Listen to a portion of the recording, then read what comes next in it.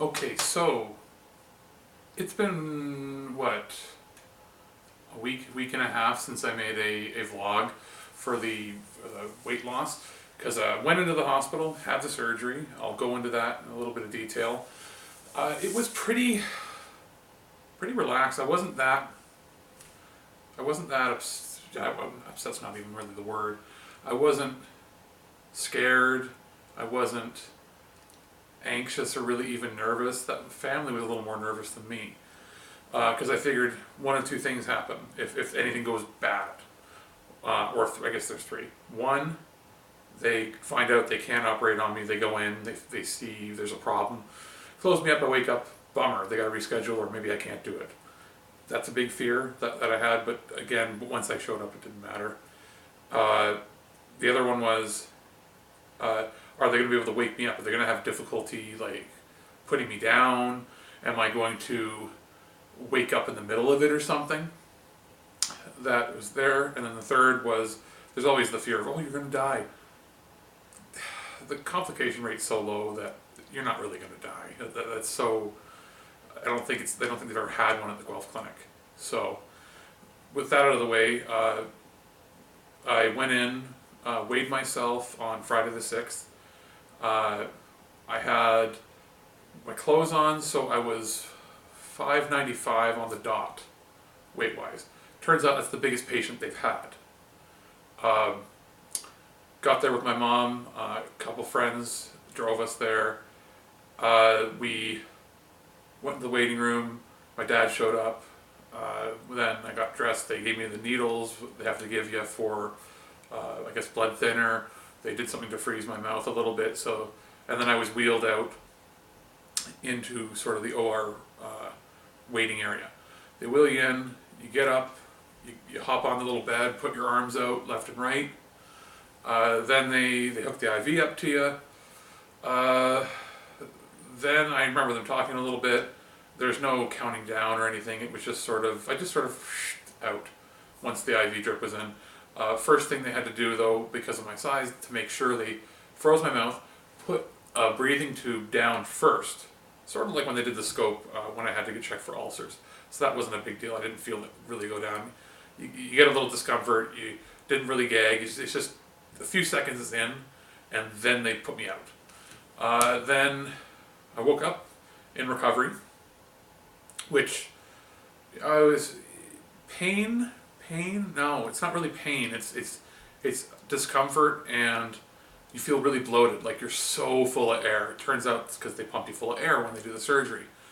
And the incisions didn't really hurt. It's just a little tender if you move, but you're really sort of groggy. My mind was aware of what's going on, but I'm tired and I can't sleep because of discomfort, because of the gassy pain. So the surgery apparently took just under 2 hours or so, but I ended up waking up in recovery and waiting there for like 2.5 hours because they couldn't find a bed for me that was clean, or a room or bed or whatever that was clean. They didn't tell my parents. They said the surgery went well, and then 2 hours go by and nobody says anything to them. So I got the nurse to go let them know that, yeah, I'm fine, I'm not dead, I'm not in a coma, everything went well. The doctor of internal medicine, the anesthetist came and saw me, and they said everything was fine. Surgeon walked by, said the surgery went well, and he said he would see me in the next day or so.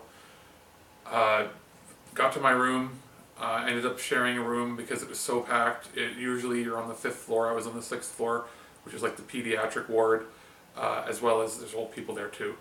And I was with an elderly gentleman, nice guy, but the interesting thing was he was there because he wasn't retaining weight. So we have a guy who's really, really, really thin and the biggest patient right next to each other in the room. The second issue that happened, nothing with my health, the second issue that happened at the hospital is they didn't have a bed the right size for me. This is a hospital that's supposed to have, be a center of excellence. Bariatric surgery is regularly done on people 600 pounds or more, especially in the States and other areas. In fact, they've had patients that were my size, or in the 500s, mid-500 range, and the beds are only rated for 500 pounds. So this thing kept beeping every 5 minutes. Beep, beep, beep, like there's an error because it couldn't it could raise me and lower me and stuff, but it was giving an error constantly, so there was no way of resting or sleeping. Not to mention, being 6'4", my feet were going off the edge of the bed. So that was interesting. The director of that department of the hospital, I believe, came and saw me the first night and said, apologized, and they ordered like this $15,000 crazy hospital bed that you see on that My 600-Pound Life show. And that came the next day, and when that came, that thing's like, it could lift like a truck. It was massive and amazing, and I wish I'd had that the first night. But the first night, or first day that you're there, you're just trying to sip water, and you're getting like the tiniest, you get these 30 milliliter cups. You fill about half of it with water and half of it with apple, or no, so the first day is just water, and you're trying to sip it, and I got maybe, in the day, I think I got 500 or 600 milliliters down from 2 in the afternoon till around 10 at night. They gave me a morphine drip for the pain. Didn't do anything, probably due to my size, or maybe I have a tolerance or something. But then they gave me a 1 pill of Oxy, and that helped me sleep at least 3 or 4 hours, but they come every 4 hours to wake you up. You have to stretch, and then they give you a shot of heparin, which is the blood thinner, which I didn't feel it go in at all. It left a bruise, pretty big one, bigger than the actual scars. Then they give you your Tylenol, and I don't think there was any other med. The IV. They give you, the IV has the blood thinner or something. Oh no, the IV has the blocker that blocks the stomach acid from producing or building up, and then the next day they give you that to you in a pill. So the first day I was there, Mom and Dad were there, and they left early in the afternoon because there wasn't much they could do. I was just going to be there.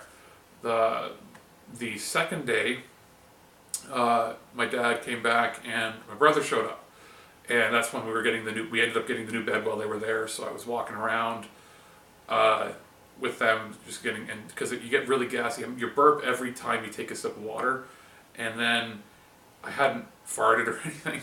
In fact, I didn't do that till a little bit later, but I was watching TV in the TV room, walking around.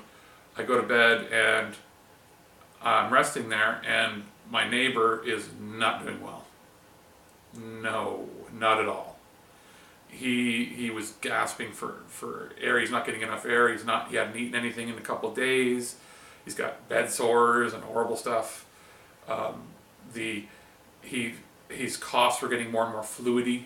They ended up calling in a doctor in the middle of the night to check on him, because he's apparently, I didn't hear it because I had earplugs in at that point because I just was trying to sleep. He was complaining that he felt like he was drowning when he was breathing, which was terrifying. I left the room to go, because I just didn't want to be there while they were checking on him, doing all that stuff. I left the room to go watch TV, and they ended up doing my blood work and stuff in there, so I didn't have to be in the room while they brought up all these machines of x-rays and all this crazy stuff to him. And I ended up watching, I think, an hour's worth of Magic Mike, because it was on TV, which was way better than being in that room. So they give him something, they put him on a higher concentration of oxygen so that he could breathe better, and then I take an extra oxy pill, go to bed. Wake up at 4 in the morning, or 3 or 4 hours later, can't sleep anymore. I grab my tablet that I brought with me, go to play some tower defense games in another room, and play till about 7 or 8 in the morning, and then I'm like, okay, I gotta get back in my room. I go back in my room and sit down in the chair that I had moved to sort of face the exit there, and I'm playing while it's charging, and then they come in to go move the guy, and I guess to put ointment on him and stuff to stop bed sores. Well, the guy was basically being, I think, kept alive by the breathing machine they had on him, and he died. So they closed the curtain. I knew something was up when they were closing the curtain. And I'm going, shit. Okay. Doctor comes in. They tag some sort of thing to the curtain itself. It's like it was a picture of a color, so I'm assuming it's a code, whatever was happening. And then the nurse walks up to me and said, I think you should probably know your roommate has passed. And I was like, I figured, because he was sounded like he was dying the whole night before. Normally they said they have them in a separate room, but they were so packed there was like accidents and stuff, so there were no rooms even for people that were coming out of emergency. So my dad showed up shortly after that, and we tried to get out of the room because I was sort of trapped because of my size. The machines were all blocking it, and I didn't want to go in my bed and rest because, like, right here there's a curtain right here. If you look, the curtain was partway open. There's the man dead, and his head was turned facing me in the bed, so I didn't want to be there. So we packed up our stuff, got checked out, was told everything is fine with me. I got to walk out. Didn't even have to get in a wheelchair to leave. They just let me walk out because I don't know, it was fine. Went home, got my prescriptions, went to coffee with my group of friends there. They gave me 60 pills of Prevacid, which is the stuff that I guess helps stop ulcers. It stops stomach acid production. So that's, I take one of those in the morning every day. I take some stool softeners because the painkillers and stuff, you might need it, and I did need it, and I still need it. And then I got 20 pills of Oxy. To last you a few days, essentially, if you got extra pain. I only have pain or had pains at nighttime, so I was taking 2 a night, which was what it said, 1 to 2. I've got 2 left, so I'm going to take them tonight, and that's it. They're gone, and I don't really need them. But they can also stop you up. That's why you have the stool softeners.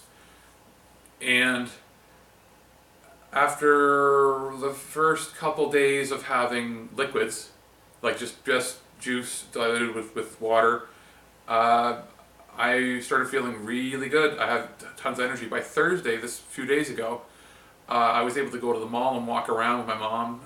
We went shopping. I got soups for this weekend when I started on the full fluids, which is not, instead of just diluted stuff, it's like pureed soups. I can have low fat or zero fat Greek yogurt, hummus, things like that. Now the portions you eat, like you get full real fast. You make a bowl and you think that's the right amount. You even measure it, and you start to eat. You get a little bit through, and you're like, I'm full. I can't eat anymore, and I don't feel hungry at all. Not even an inkling. Not even a minute amount of actual hunger pain. It's just your eyes seeing it. You're like, I kind of want that, and then I think, no, I don't really need that. I don't feel hungry, so I don't need it. It's been pretty easy. I've eaten around friends and it doesn't bother me or anything. Let me think. It's been, I think, 2 days now I've been on the full fluids, and so I've been making soups in a slow cooker.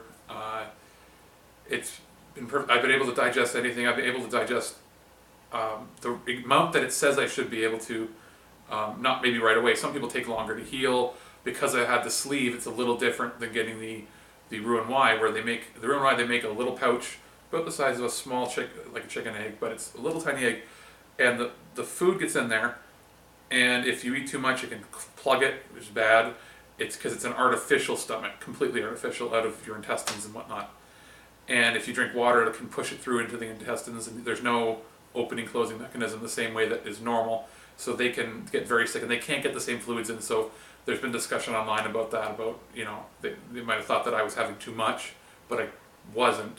I was having the normal amount of calories, because for me, it's just my stomach. It's shaped like a banana now, which holds a little bit more actually than that pouch. Actually, probably a lot more than that little pouch that they hold. But it's a vertical banana shape where they take away the left side of the stomach, and they I guess it's a stapling, cauterizing mechanism they use to make it there. So I can still drink water and have food at the same time, a little bit. I can eat whatever, and I won't get the dumping syndrome where it pushes into the intestines, because the bottom of the stomach, the whole mechanism is still the same as I always had, just a dramatically reduced stomach, 10% of the size or less, and 10% of the volume before it even stretches, right? Normally you stretch your stomach before surgery because I had been eating poorly and too much. The elasticity of my stomach got very loose, so it could expand very large. Now it doesn't expand at all, and so not only is it 10% the size of a normal stomach, it doesn't expand, and it will eventually a little bit, but it doesn't. So my stomach, in reality now, holds maybe a 20th of what it used to hold. And I feel within 15-20 minutes, I can feel it digesting. I feel it's bubbling and whatnot. So that's perfect. I'll have, 5 or 6 spoonfuls of soup, and I'm done for 15-20 minutes. I can have a little more later, and it's like I'm satisfied. I don't even want to have more. It feels full. When you start to get full, it feels like somebody's taken their hands around your stomach, which feels a little higher than normal. Usually you felt it more around, but it's right around here, and it feels like somebody's grabbing their hands and just slightly holding it in place. I haven't ever maximized what's in there, because once I feel that, I go, I'm full, I'm done. That's it. Everything's going well. Yeah, one thing I forgot to just do in the video here was I wanted to show what the incisions look like. This is about a week out, a couple, 12 days out, maybe? 7, yeah, about 10-12 days out. So it's really not much there, just little tiny ones. A couple of them are even gone, so they're not really bad at all. Like, you've got one here, one here, one here, one at the top. There's a little one over here that's pretty much disappeared, and there was one right over here that's gone, or almost gone. And then it's pretty much healed. They're not leaving much of a mark. I had a pretty bad bruise down here. That's from the heparin injections, though. That's from the blood thinner. And that's slowly spreading, but it's going away. So yeah, it's really not as invasive a procedure as it used to be in the past. So it's all good. So I just wanted to say one extra thing to the video. So I went down 25 pounds in the first week after being out of the surgery. And a lot of that is due to the liquid diet, retaining water, and it's finally leaving the body and whatnot. So it's going to be water weight, but an additional couple pounds. So I'm down from a surgery weight of 595 down to 568.4-ish this morning when I went on the scale. And I still haven't had a bowel movement. I've only had 2 in the entire week, so that's why I've got so figure another pound, maybe 2 pounds less, who knows? Anyway, it's rather fast. It's going to slow down dramatically as more solid food gets introduced into the diet and whatnot. But I mean, that's 25 pounds in 1 week.